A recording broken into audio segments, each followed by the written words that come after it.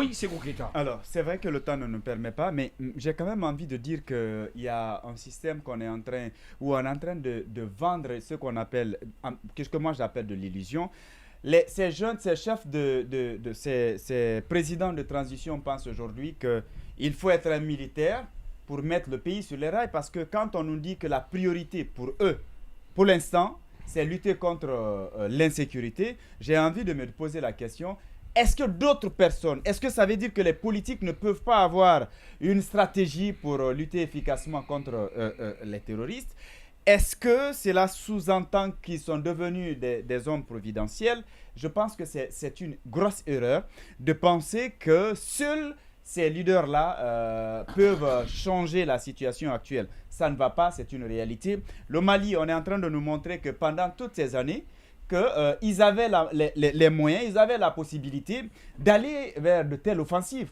C'est quand on a insisté et que le peuple demande à ce qu'il y ait, si vous voulez, à ce que le calendrier soit respecté, qu'on nous dit attendez, il y a une priorité, on déploie l'artillerie lourde, on essaie de faire une sorte d'offensive et tout ce qui s'ensuit pour que l'on comprenne qu'il y a quand même nécessité d'aller vers ça. Je pense qu'il y a une réelle volonté de confiscation du pouvoir dans ces pays-là et on s'appuie sur les performances de ces 2 jours pour, si vous voulez, convaincre ou amener la population à penser que c'est seulement ces chefs de jeunes qui peuvent gérer la situation. Ce n'est pas une bonne situation. Ce n'est vraiment pas la meilleure des choses.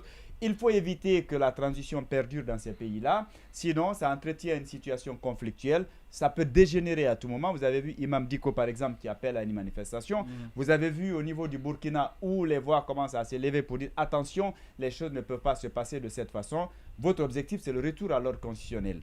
Je pense que cette situation devient de plus en plus explosive. Et quand on prend le Sahel, avec le départ de la France, qui va tout faire pour prouver que l'Afrique ou ces pays ont eu tort de les chasser, donc qui pourrait même, entre griffes, accompagner, en tout cas tout ce qui peut déstabiliser dans la sous-région, serait la bienvenue pour la France. Ce qui veut dire que si pendant ce temps on ne se bat pas, mais bien sûr, si pendant ce temps on ne se bat pas pour normaliser la situation, pour que le pays puisse reprendre vraiment de belle sa vie d'avant, ça va être très compliqué, malheureusement. Oui, Yacine. Alors, je pense qu'il faut qu'on dise à ces putschistes de partir. Leur travail, ce n'est pas de développer le continent. Ils n'ont qu'à remettre enfin, ils n'ont qu'à revoir les priorités, parce que la priorité, c'est sortir de cette transition. Maintenant, on a rebaptisé une avenue qui s'appelle les Charles de Gaulle, Thomas Sankara. Est-ce que c'est la route qui a changé? Est-ce que ça fait que le Burkina a plus de routes?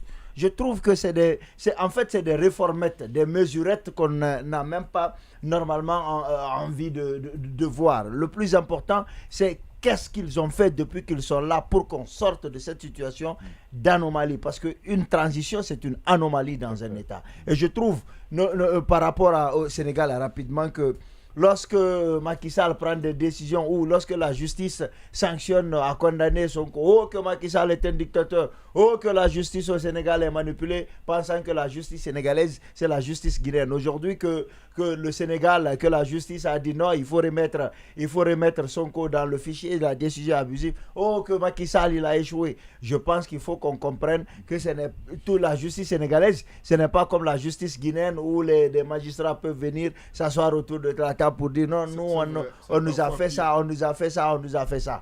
Voilà, je dis que c'est encore une preuve que la justice sénégalaise est indépendante. En une minute. Donc je voudrais simplement rappeler que les contextes, parce que M. Keita vient de rappeler, est-ce que c'est seulement ces militaires qui peuvent changer la donne? Mais généralement, si les civils ne peuvent pas, il faudrait forcément penser à une alternative. Et cette alternative, elle se présente. Quand les coups d'État se font, généralement, les contextes de leur justification, on ne vous donne pas de l'argent pour accepter. Il y a toujours de l'évidence. Quand le coup d'État s'est passé en Guinée, il y avait de l'évidence à l'accepter. Quand le coup d'État s'est passé au Niger, c'est la même chose. Donc, il faudrait aussi quand même repenser les cartes, pour redistribuer les cartes pour dire attention, nous les civils, il faut se remettre en cause. Nous avons tendu la perche aux militaires pour venir au pouvoir. Donc il faudrait quand même refaire un peu notre histoire. Et la seule chose qui me choque ici, c'est quand les libertés quand même sont mal compromises dans ces pays, et là c'est regrettable. Oui, Tcherno, on va demander. Non, je pense qu'aujourd'hui, il y a quand même une dynamique à l'international de défendre ces régimes d'exception qui ont eu le temps pour se consolider. Vous voyez bien que dans ces régimes-là, je parle notamment du Burkina et du Mali, les élections n'apparaissent plus comme une priorité. Une priorité.